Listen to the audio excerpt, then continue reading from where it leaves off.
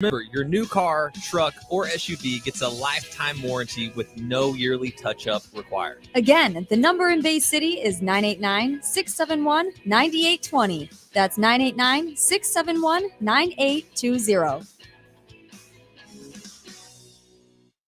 WSGW News Time at 10:08. The weather forecast is coming up. The Michigan House is working on legislation to require semis to stay in the right lanes of the freeway. State Representative Will Bruck of Monroe County sponsored the legislation. He says it would cut down on traffic congestion and boost safety on the freeways, much like states with similar laws. The bill would force semis to stay in the right two lanes when driving on freeways with three or more lanes. Bruck says state police and MDOT both support the bipartisan bill. There's a program dedicated to helping hardworking Michiganders with work-related training they need. Ryan Marshall has this report. Great Lakes Water Authority, or GLWA, partnered with Focus Hope to host a National Apprenticeship Week celebration. The event showcased the benefit of skilled trade careers and provided people with opportunities to get apprenticeship training that would lead to good-paying skilled trade jobs with GLWA.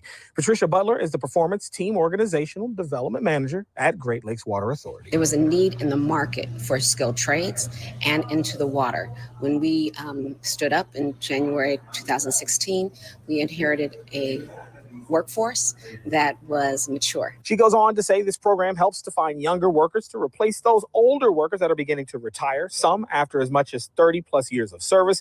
They also say they're increasing their focus on women and minorities. According to the Michigan Department of Labor, only 10% of those 17,000 apprentices are women, with even fewer as minorities. Ryan Marshall, Michigan News Network. WSGW News Time, 10:10. Here's WNEM First Alert meteorologist Matthew Mondro. We are expecting more of a soggy Wednesday today with scattered rain showers moving through. This morning at the onset of this rain, we could actually even have a few snowflakes mixing in as well. Highs only make their way up to around 38 degrees for today, though. Our easterly wind will gust to around 25, so it is going to be more of a breezy day. That wind shifts to the west overnight. We also see the rain completely coming to an end by around midnight tonight. We'll have a low of 37, so temperatures really not moving around for the next 24 hours. Thursday tomorrow we'll have a high of 48, though. Still windy tomorrow, but dry. And then Friday, that'll be partly cloudy with a high of 46. And we'll continue the nice, pleasant, quiet weather into the upcoming Veterans Day weekend. From the First Alert Weather Center, I'm meteorologist Matthew Mondro. Right now, 37 degrees with rainy skies here at the WSGW. Now, the only local radio talk show offering you the chance to ask your questions and express your opinions from around your block to around the world. The Art Lewis Show is on 100.5 and 790 WSGW and online, WSGW.com. The Art Lewis Show is presented by Westside Decorating Center. Yes, indeed, Westside Decorating Center located at 5789 State Street in Saginaw. They've expanded their showroom and their product lines to now carry countertops and more. Everything you need for home decorating, including great advice, you'll find it at Westside Decorating Center. Later on this hour, we'll have some more open phones, but we're going to start the hour during National Diabetes Month, talking to our good friend from Blue Cross Blue Shield of Michigan. She is a registered dietitian. We say good morning to Shanthi Appelo. Good morning, Shanthi. Good morning, Art. Thanks for having me. Sure. Number one question, top of the mind question for everyone. Yeah. Did you get married yet? No, in May, but we have a venue, we have a date. So okay, good. All right. I just thought I'd check, Shanti's been with us many times in the past. So it is National Diabetes Month, yet everything I read about it says that diabetes is a growing problem in this country instead of one that's going the other way. Is that true? That's true. And unfortunately, the problem is becoming or affecting younger individuals. So we're seeing more children being diagnosed with type 2 diabetes versus just type 1 diabetes. Right now, it affects just over 11% of the US population. That's, just over 1 in, or just under 1 in 10. So, most of the time when we think about type 2 diabetes, we don't think about children. We hear children with diabetes, it's almost always type 1. What's Right. changed? So, over the years, childhood obesity has been on the rise. And of course, with obesity, we tend to see type 2 diabetes as a chronic illness associated with it, right? More screen time, more convenience foods, and just less physical activity as a result of that screen time is happening to our kids. So, unfortunately, that's what's going on. That's the big picture right now. But what we can talk about is prevention. And actually, the focus of the American Diabetes Month this year is ways that we can take action to prevent the complications that are associated with it. I have to ask a question, and I'll use my numbers. I'll waive my hippo rights, if you will. I have type 2, had it for a few years now. I do not watch what I eat. I don't follow any diet. I shove in my mouth anything I want, which is a problem. I understand that. The last time I went to my doctor and he took my A1C, it was 5.9. He looked at me and said, "What do you need me for?" He said, "I may start pulling you off of metformin." What happens, in a body like mine, where my highest number was 7 and that's when they said, it's time to get on the pill. My Mhm. numbers have been 5.9, 6.2 in that range all the time. What happens in a body that some people can metabolize that sugar, other people can't? Yeah. So, the way that I like to explain how diabetes works is that when we eat, we want to be able to use that food for energy, right? So when we eat carbohydrates, those are broken down and eventually come into the simplest form of carbohydrate, which is glucose. Now, glucose goes to the blood, and we don't want it to stay in the blood because it can't be used for energy there. So where it needs to go is into the cells. Okay, and in order for it to get into the cells, this insulin kind of acts like a key. So the insulin goes into this door lock, it unlocks it for the glucose to be able to leave the blood and go into the cell where it can then be used for energy. So in some people with diabetes, it can be the case that the lock and key isn't working very well. It's just a bad fitting key, a bad fitting lock. Or we don't have enough locks and keys to be able to unlock all these doors. So it can either be that you're not producing enough insulin or the insulin isn't working or a combination of the two, right? And that's where a lot of those medications come in. For example, metformin. It can help in a number of ways. One of the ways that it does that is that not only does our body break down food and create glucose, but we also have storage forms of it in our liver and in our muscles. And so it decreases that amount of extra glucose that goes into the blood from the liver. And it does a host of other things. So, when we talk about this, there's just so many different ways that insulin works in people's bodies. There's different ways that people respond to medication.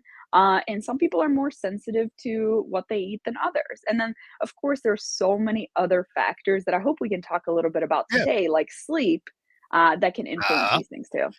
it's Yeah. interesting. No, it's one of those darned if you do, darned if you don't. We don't want that glucose in the blood, but it has to be in the blood to get where it's going. Question is Yeah. how you get it out of the blood, right? Not that it's in the Yes. blood. Yeah. And there are a few things that we can do to help with that. So, I did mention getting good sleep. And this is one of the things that we're recognizing more and more in research that sleep is vital to health. There are so many things that it's important for. But for people with diabetes, not getting enough sleep, it can raise blood pressure. So then it can increase your risk for a heart attack. It can make you more resistant to the insulin. So the lock and key isn't working as well that we talked about. It can also make you feel cravings for more high sugar, high fat foods. It can make you feel more hungry. When you don't get enough sleep, the stress hormone cortisol is elevated, and then you're craving all of these foods. And then finally, it can depress your immune system, so it's more difficult to fight off infections. So, getting enough sleep is definitely something that can influence the way that you manage your diabetes. And when we say enough sleep, it's not just 8 hours, it's what happens in those 8 hours, right? So, sleep experts recommend at least 7 hours, but I do believe that it depends on the individual and how much you need. and what age you are and all these things, right? But yeah, of course, good quality sleep is what we want, and there are plenty of things that we can do in order to get more quality sleep, like a little sleep hygiene routine, making sure you're not chugging water before bed, so you're having to get up and have all this disruption in the middle of the night, right? Ooh, you brought up an interesting subject. Water. Yeah. How critical is water to maintaining good health if you have diabetes? So water can be a huge help because if you have diabetes and you like sugary beverages, that sugar is oftentimes in very simple form. And what I mean by that is that oftentimes it's sucrose or fructose, and our body breaks that down almost immediately. So that can cause spikes in blood sugar. And so when you're drinking enough water, you're most likely decreasing sugary drinks, but you're also not confusing your hunger signals for thirst. So whenever you are feeling hungry and you are properly hydrated, you're most likely hungry and not thirsty. But what can happen is that when we don't drink enough water, we can confuse that. Yeah, and it's also good for your kidneys, right?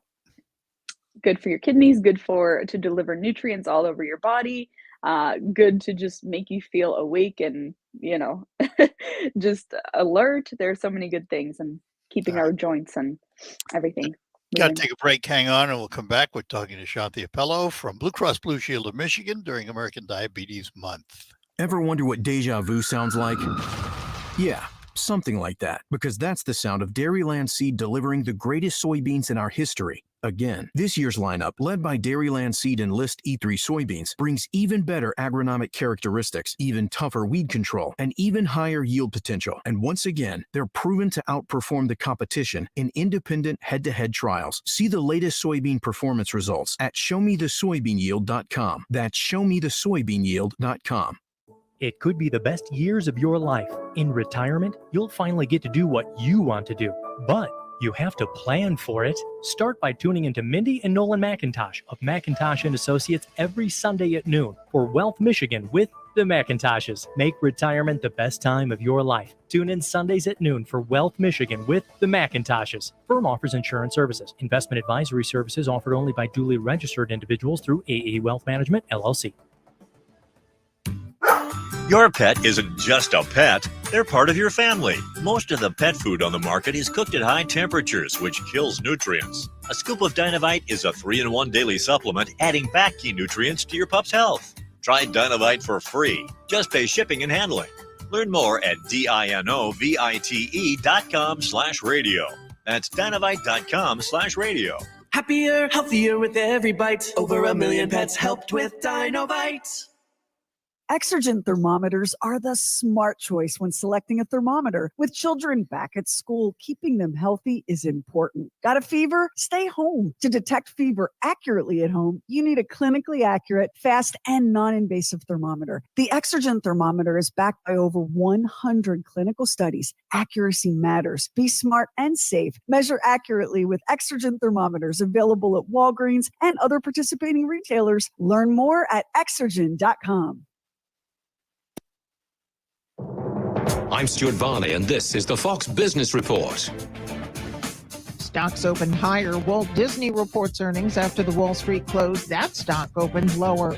Warner Brothers Discovery reported a mixed quarter and said the soft ad market and the impact of the Hollywood strikes could impact next year's earnings. Warner Brothers Discovery shares opened down 12%.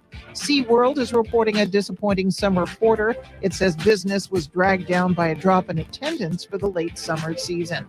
Online eyeglass company Warby Parker is reporting a better than expected quarter. It's also raising its forecast for the year, helped by demand for contact lenses. And Rivian shares are up 1% after the electric truck company reported a smaller loss. Rivian also revealed plans to step up production. That's your Fox Business Report. I'm Ginny Posola, invested in you.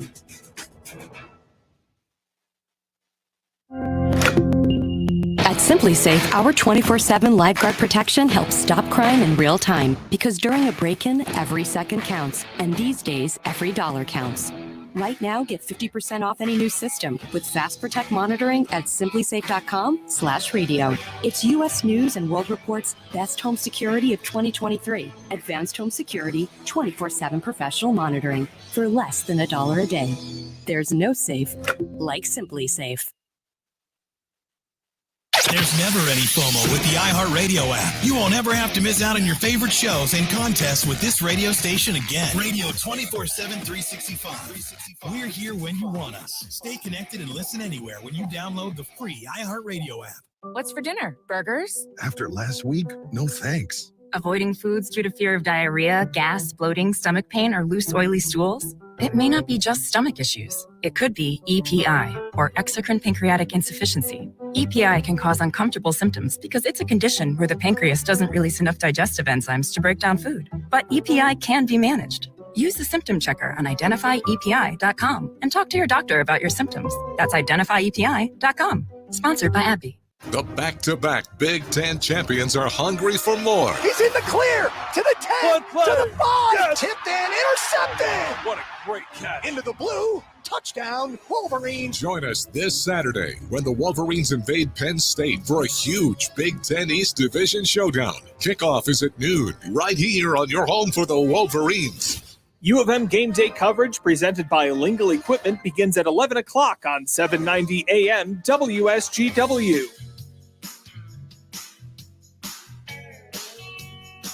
Back with you on the Art Lewis Show. We're talking to Shanthi Appelo from Blue Cross Blue Shield of Michigan during American Diabetes Month. So, Shanthi, let's talk about prevention. Yeah. Is diabetes, type 2 diabetes, is it preventable? Yeah, I honestly think that if you've had the diagnosis of prediabetes, which is so common, by the way, 1 in 3 adults have prediabetes, and most people who have it are not aware that they have it, right? So just a little plug here that it is towards the end of the year. So if you haven't had your annual checkup, make sure you go and get that. But yeah, there's definitely things that you can do to reverse prediabetes and to prevent type 2 diabetes. One of the biggest things is going to be losing weight if you are overweight, which is incredibly difficult. I'm glad you said it. Yes. I mean, I there. don't want to sit here and pretend that it's an easy thing, that it's like, you may wave your magic wand and you lose weight, right? It's more difficult for some people. But about 5 to 10% of body weight reduction, if someone is overweight, is what has been shown in research to reduce that risk for type 2 diabetes. And of course, in order to get there, that means eating healthier and moving more. So with those two things, oftentimes that means that you are losing weight, but also it can help reduce that resting blood sugar. And it can also help a lot of other markers that are related to diabetes. One thing that I did want to mention as we were talking about diabetes, though, with the exercise component that I think is really interesting is that in 2002, so just last year, there was a meta-analysis and systematic review of 7 studies that looked at walking after meals. And this study found that if you walked for just 2 to 5 minutes after a meal, it could help reduce that sharp rise and fall in blood sugar levels that happens after you eat, and of course can be damaging for people with type 2 diabetes. So I always recommend people with diabetes, or anyone in general, to take a walk after a meal. It can be 15-20 minutes, but as this research study shows, even 2 to 5 minutes can make a difference. So let's talk just for a minute about exercise and weight loss, because there's sort of a contradictory thing going on. That is, if I exercise regularly and build muscle, I may lose fat, but I'm not going to lose weight because muscle weighs more than fat, doesn't it? Yeah, but the fat is what we want to lose, right? Oh, I know that. Yeah, and that's the thing about BMI too, is that it can be a good screening tool, and that stands for body mass index, but it doesn't take into consideration your body mass and what it's actually made up of, fat versus muscle, right? But you bring up an interesting point too when we talk about building muscle and diabetes, because the more muscle we have, the more we are able to burn glucose and improve our body's insulin response. So we talked prior to the break about how we want to use the carbohydrates we eat for energy. And so the lock and key has to work. So it makes that lock and key work better. So for someone who is just getting into it, starting very slow can be a good idea. So like using hand weights, using resistance bands. The American Diabetes Association actually recommends fitting in 2 to 3 sessions a week of strength training. You can even use your own body weight. But the point here is that you can take it slow, and just building some muscle can improve your insulin response so much. And in fact, studies have shown that exercise can help reduce your blood sugar even 72 hours after you do that exercise. And you mentioned start slow because actually, if you haven't done a lot of exercise, you don't want to start fast. You need to build up to it. You need to build up to it. And something that can happen too in diabetes, I think that's worth mentioning, is if you go into strength training extremely hard and you haven't done much of it before, it can actually increase your blood sugar levels a little bit while you're going. And that's because of adrenaline. That's a hormone that's actually going to elevate your blood sugar. And so talking to your doctor first is, of course, very important, but easing into it is going to be one of the best ways. All right. So type 2 diabetics, do they have to avoid sugar? No. So the thing about carbohydrates is just to be smart about them, right? I think it's important to recognize the quality of certain carbohydrates. So, for example, carbohydrates that take longer to digest is going to be more beneficial to someone with diabetes and anyone in general than something that's broken down very easily. So, for example, table sugar. Actually, as soon as we put table sugar in our mouth, we have enzymes that start breaking that down. So you could imagine how easy it is for our body to break that down and then go immediately into the blood and cause spikes. So carbohydrates that have more fiber in them are going to take longer to digest and therefore take longer to reach the blood.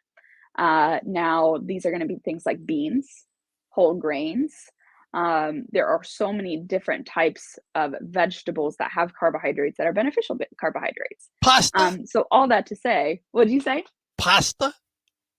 Pasta, sure, there are different types of pastas that have more fiber than others, but I think it's just about being smart and counting them more so than anything. So the way that we look at budgets sometimes, right? We receive a budget, let's say it's a per diem for a work trip. We may receive something, I don't know what per diem is nowadays, but let's say it's like $67 for a day. Some people may be like, well, I'm just going to spend $2 at breakfast and not so much at lunch so I can have all of it for dinner. Now, that doesn't quite work so well with carbohydrates for someone with diabetes. It's better to spread them out throughout the day, have a little bit at a snack, have some at breakfast, have some at lunch and dinner. That way you're not going to experience spikes that can be harmful over time. Let me ask about nuts and how it Yeah. comes into play. For example, I like cashew nuts. How good are they for you? Same. So when it comes to nuts, the portion size is what it really comes down to, because nuts are extremely high in fat. It's the major macronutrient in the food itself. So that means that it's going to have 9 calories per gram.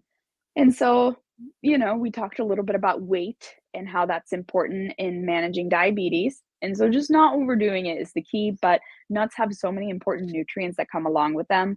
The fat, of course, is a healthy type of fat. They do have fiber, they do have some protein, and some micronutrients that are important. But of course, measuring them out in your hand can be a good place to start instead of eating them out of the bag. And salt, what role does that play in all of this? So one of the things that it happens with type 2 diabetes is that heart disease is very much something that goes hand in hand. Whenever we see a higher A1C, that puts you at a higher risk for heart problems. And some people are more sensitive to salt than others, right? And so if you're someone who's very sensitive to salt, and that can, of course, impact your blood pressure and put you at a higher risk for a heart attack. And of course, kind of the heart and diabetes can work hand in hand together. And we want to take care of our heart alongside diabetes too. Talk about A1C for a moment. You said higher A1C. Mm-hmm. 7 is typically defined as the point where you now have diabetes. What's a high A1C? How high? So it's all relative, right? I've worked with patients that have A1Cs all over the place. And, this is one of those things where it's so important to talk to a doctor about your individual needs, because there are some people that may have goals for a little bit higher A1Cs to manage their diabetes, because they may be at risk for having really low blood sugar episodes, and it may be more comfortable to be at a higher goal. So I don't want to give any numbers here, just because I think it's such an individual thing that you decide with your doctor. But what I do think is interesting is whenever we are going in for our doctor's appointments, right? We might think, oh, I'm going in tomorrow, so I'm going to eat really well today, and hopefully my levels won't be so bad tomorrow. That may be true for something like, for example, blood sugar, but it's not so true for HbA1c, the number that you and I are talking about. And that's because it's looking at red blood cells and kind of the concentration of this sugar in this red blood cell. And red blood cells live for about 3 months, about 90 days. And so there's no way to trick that. But I think what we can think about in all of this is just our overall habits over time are going to impact this HbA1c that we go and get tested for diabetes. And the way I like to think of it is, we talked about the sugar being stuck in the blood, right? So the way that I imagine sugar or glucose looking like is very similar to table sugar, just much, much smaller. And so have you tried like any of those hand scrubs? Yeah. Yeah. They're often made out of sugar or salt. The sugar in there, it exfoliates, right? Do I absorb that? I don't believe so, but check with a dermatologist. So what happens when we consume sugar and they're in very high amounts in our blood is that the glucose is still scratchy, right? And over time, it can cause damage internally in our body, especially if those numbers are really high. And it also leaves these like little sticky spots in the blood. And that's really what we're looking at measuring when we're doing that A1C. So again, it just comes down to trying to keep that blood sugar as healthy as possible day to day through doing things like getting enough sleep, eating healthy, spreading out your carbs, and exercising, right? So how can someone get more information? Yeah, ahealthiermichigan.org is our kind of one-stop shop for all things health. It's a free website. I upload new recipes on there all the time. Thanksgiving is coming up, so I do have a lot of diabetes-friendly Thanksgiving recipes on there. The one day a year when we overdo it. We think one day a year. Who doesn't? Yeah. Shanthi, as always, thanks for being with us today. We appreciate it. Thanks so much, Art. Take care now. Bye-bye. Shanthi Appelo from Blue Cross Blue Shield of Michigan. And we'll have open phones for the remainder of the hour. You can give us a call at 989-752-61.